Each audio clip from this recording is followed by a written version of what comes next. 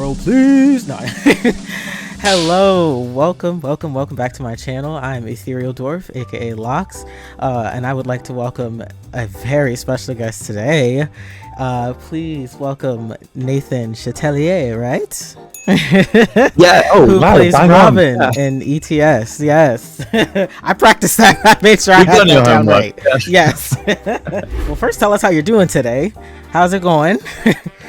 I'm pretty good. Yeah, I've got like 3 audiobooks on the go at the moment, and this like 80-hour audio drama. So I've done like 30 characters today. So if I slip into a West Country or a Cockney accent, then like forgive me, because but I'm good. It's really It's as I was saying before we kicked off. It's just lovely to hear your voice because you've heard so much of mine while we've worked together. But it's a rare treat to actually get to spend time with someone that you're working with that's not just like work related, you know. So I'm really happy to be here with you.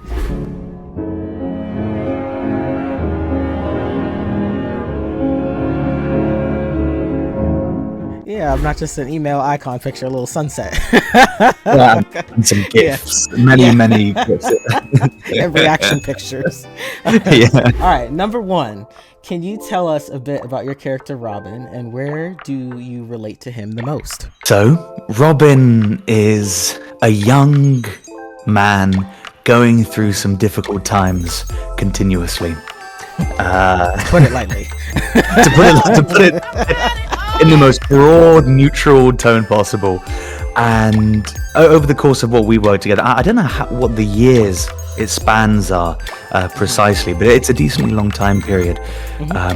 Robin comes to realizations, often rejects them, finds his way back around to them again, and then will unwillingly embrace certain small elements of them and integrate just little bits and bobs over time while still retaining that incredible autonomous, independent sense of self that always tracks through the whole thing. But apart from the Cockney accent, which I obviously do not possess, Sure, Jan. I feel a lot of similarities. I think younger Nathan had a lot of thoughts about identity and fitting in and trying to answer questions that you couldn't necessarily answer, but instead just had to sit with and let time settle for you. And I think Nathan of today still has a few of those too. So yeah, I think that sitting in the uncertainty is really relatable for Nathan now and Nathan of Robin's age. That leads me in to my next question, which is, what's your favorite way to get into character for someone as complex but kind of like arduous as Robin? Well, there's a few technical things that you can use as a voice actor and an actor generally. One of the things that I always use is physicality, especially when I'm doing a character like Robin. And if you're doing character work like a video game audition, then it always starts in the body. But how does that character stand in this scene? What do they do with their shoulders? Even as something as small as in this scene, are they sitting on a chair and looking up at someone? Because even just going down and speaking up into your mic like that adds a slightly different quality that's going to subconsciously affect how people listen. But in terms of like mentally tuning in, I'm a big fan of objectives, which is like a classical theatrical term. So just having a look at the text and going, what does my character want to not only accomplish in this scene, but what do they want to do to the other characters that are in it, if there are other characters.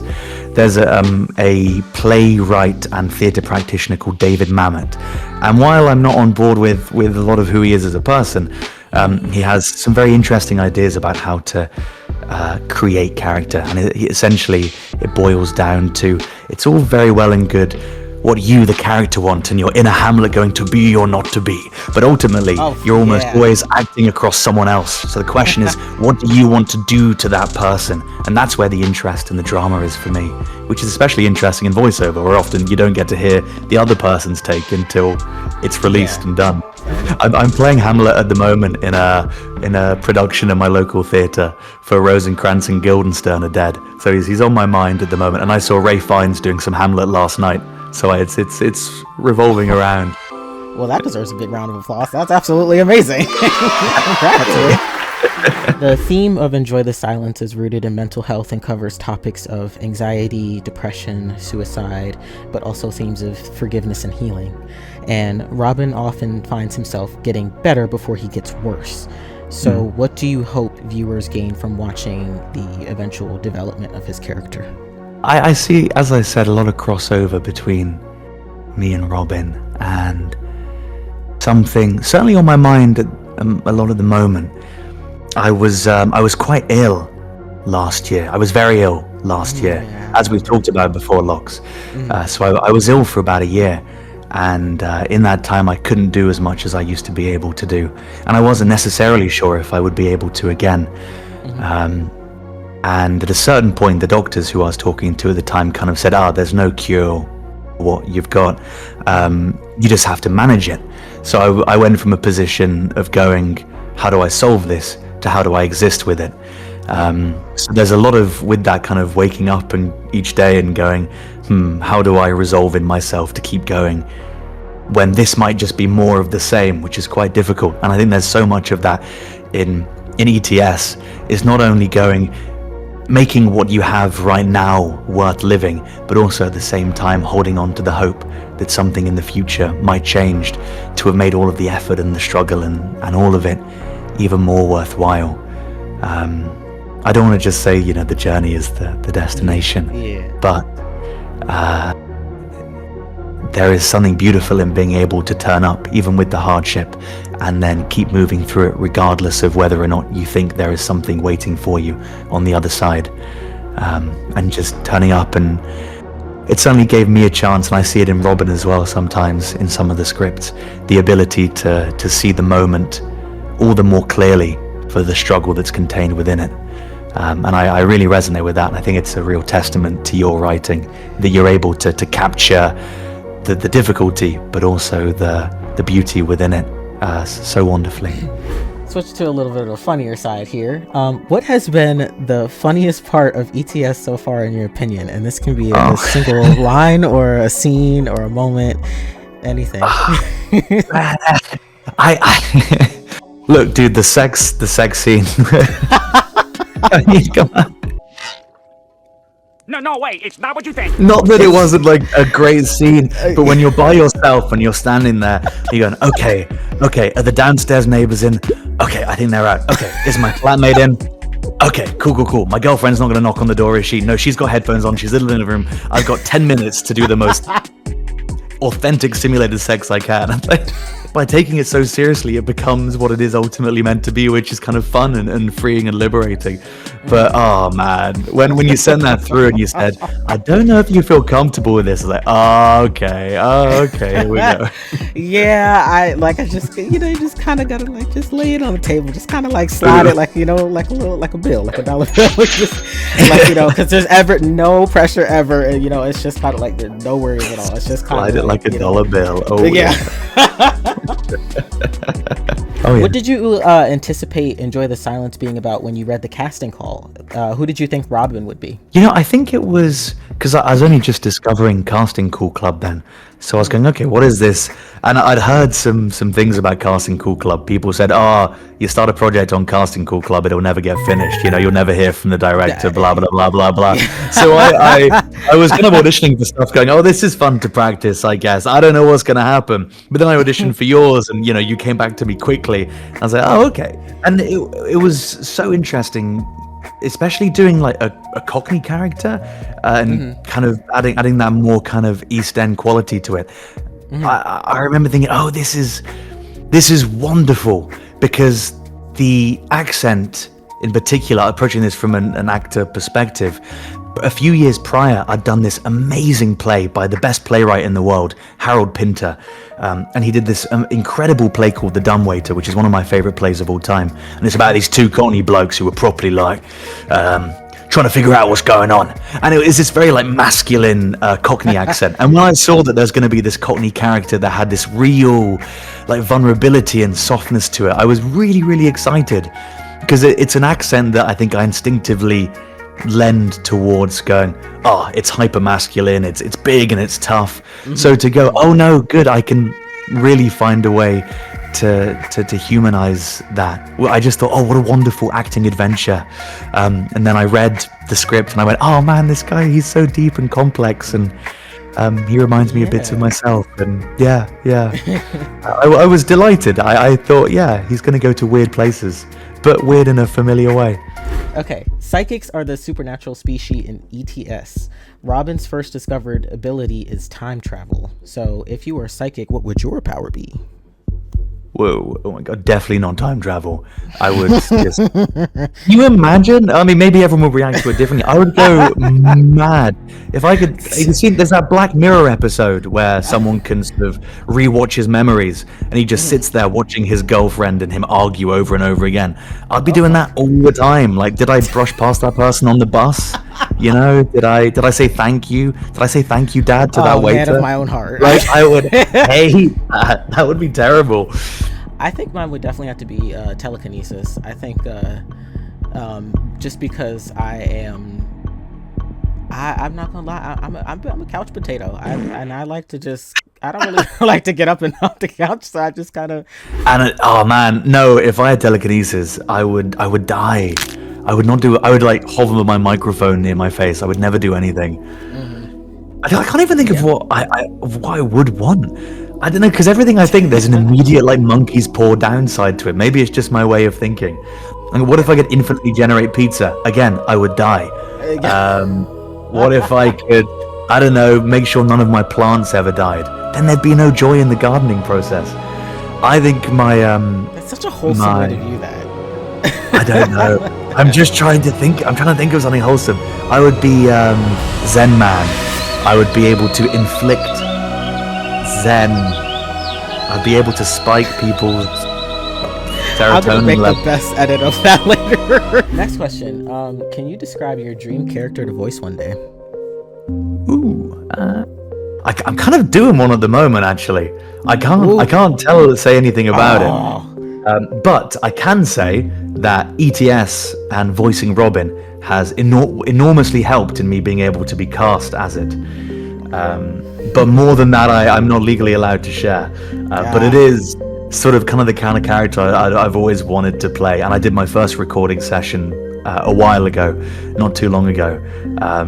And I honestly couldn't, talking about Robin, feeling like Robin was too cool for me. The character I'm doing, I'm like, oh my goodness gracious. That's fantastic. Honestly though, like if I was to kind of pick one, I wish I'd been in Oblivion Elder Scrolls. I grew up on Oblivion, and the NPCs, I don't know if you've ever played it, just going, stop, you have violated the law. Pay the fine. I love it so much. You have a fantastic ability to sing alongside voice acting. So what is your favorite song to sing? I have a fantastic ability to sing, do I? Who had been saying that? Who said that? Yes. Who told you that? Check out Nathan's song right here. Go, she said, he waits for you in the heavy dark. Oh, of course. Oh, blimey. Yeah. Well, I did this 12-week artist course called The Artist's Way by Julia Cameron. It's based on the principles of Alcoholics Anonymous. And it was brilliant. It was brilliant. Within a few weeks, I was doing all these things I'd always wanted to do. I was making a music video. I'd gone to loads of classes and courses I'd always wanted to try out. So I love playing the guitar and singing. Oh, what do I love to sing? Oh gosh, I've really got into, I don't know if you know the band Geese, they're blowing up massive, big time right now. But he's done this song called Nausicaa, and I have no idea what it's about, but like the bass, you know when the bass is so good that like you have to sing along to the melody? Like I've been listening to loads of Biggie Smalls recently, just because there's something, like the bass just makes you wanna like, oh my god, like hypnotize. It's so good. Anything with like really like 90s-esque or like 90s late 80s beats just makes me want to sing along. So yeah, Biggie's got me going at the moment. I will keep that in mind.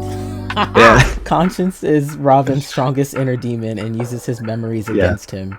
What do you think it will take for Conscience to come around and use his powers for good? because you're asking me about the show, but my own philosophical standpoint there. Okay.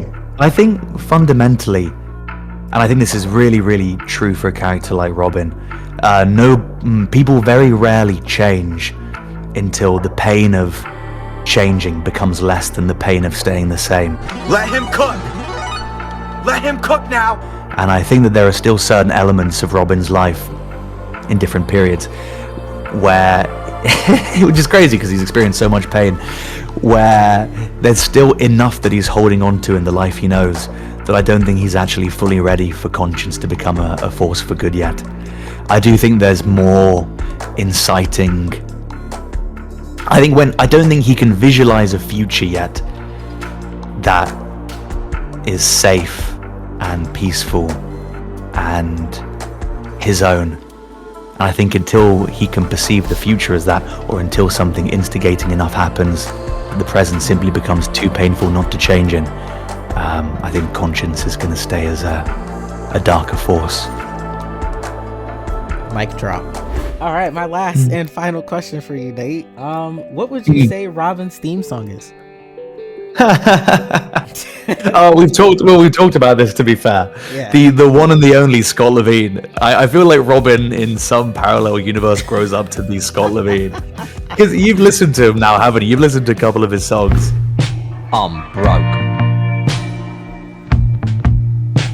Skin. Strapped. Brassic. You know, he's just got that. He's like a snake just weaving his way through the song, and he's so wry and he's so dry, and he sees the world because he's done everything there is. It's either that, or in another alternate universe, if he smokes loads of Marlboro cigarettes, he becomes Baxter Jury, who's Ian Baxter from Jury and the Blockheads, his son, and he's got a very famous song called Miami.